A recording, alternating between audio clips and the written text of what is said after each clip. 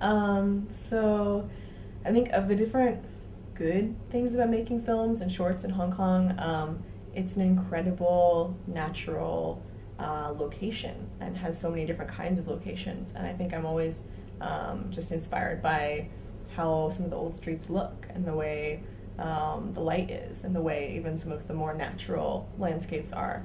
I think that's something that's sort of a natural asset of Hong Kong is you have this sort of some incredible backdrops. Other things are that I think some equipment is relatively cheap, and getting things like being able to have your own sort of light setup and things you can get fairly easily. I think there's such a great kind of legacy of Hong Kong filmmaking. Obviously, more mainstream films, but that sort of inspires, I think, a lot of people coming here for the first time. And I think there is sort of something to look towards as like a model of interesting ways of seeing the city cinematically and the kinds of iconic types of stories and moods that are connected to that. So, I mean, another thing, again, it's not necessarily about the practical making, but I find that Hong Kong is a great place to see movies because there is a lot of interest in international film, specifically Asian art house film, and availability of DVDs, cheap DVDs. So I think it's easy to see a lot of amazing film here and be inspired by that.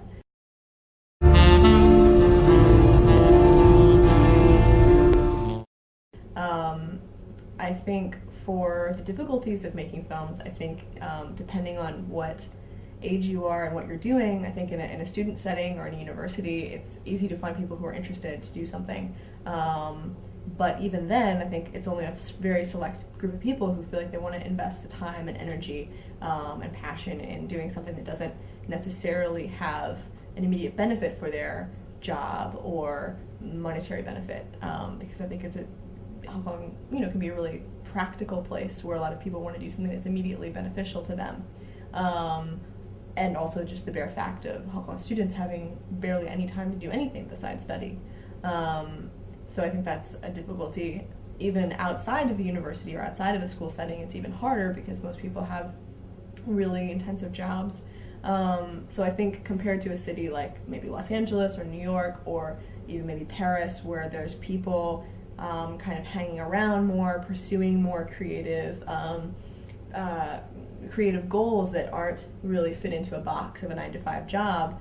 They're more willing to kind of float around. They're more willing to do this and that doesn't necessarily have a concrete outcome yet or a decided outcome.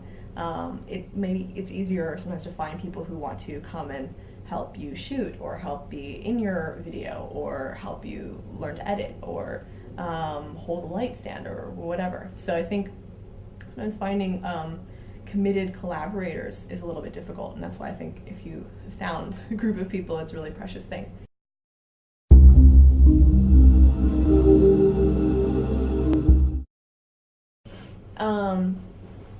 I think for what could be changed, maybe having a more systematic kind of film schools and film apprenticeship.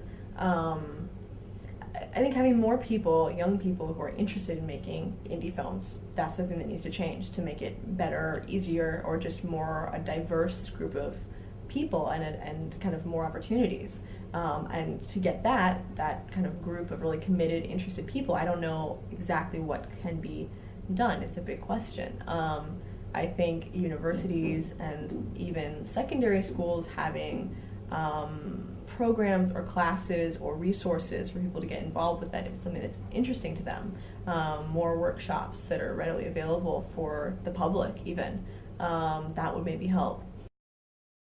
So another thing is I think it's difficult to have, there's not a lot of connection perhaps between people who want to I think the idea of internships as a source of free labor on the behalf of the company and then free experience for a student or a young person, I think an internship is a kind of a really useful opportunity that it's not that widespread here. Aside from certain kinds of internships, maybe with community service organizations or pre-professional type of internships, it's not very common. Whereas I know growing up in America, a lot of my friends and myself who are interested in art or film or music industry or different kinds of creative industries could really easily get an unpaid working experience with a company or an individual or a creator, producer, director that we liked. And you go into work during the summer or during some spring breaks, gain some experience, see that it can be done. I think that kind of opportunity and maybe more kind of networks for that would really help out also with the future of independent and student filmmaking here.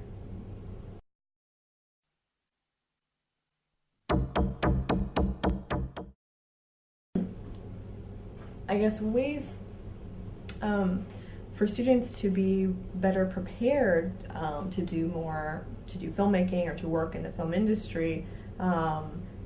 Maybe it's about being prepared to be poor and to be stressed and depressed and kind of struggling more. I think that a lot of students in Hong Kong, maybe there's an expectation also from a lot of families to get really quickly a really great job that pays well. It has a very clear path, has a very clear structure. And I think a lot of more creative work and really some of the most interesting artists and filmmakers and writers come from a background of no structure or having to break free of a structure to find their own kind of story to tell or their own technique or their own craft. So I think that's maybe one thing students could prepare for.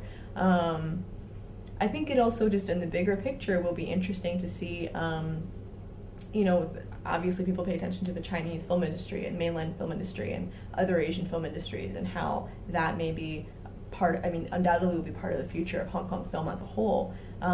Therefore, I think maybe it will be great if there's some more kind of cross-border even collaboration between students in Hong Kong and mainland or other countries, and more internationalization, not being afraid of that either, because I think that's a really important thing. At the same time, I think it's also very important to hang on to really local and also Cantonese language filmmaking here. So I think there just needs to be more kind of a diversity of types of filmmaking and interest in filmmaking and people filling different roles and really cultivating that passion to struggle.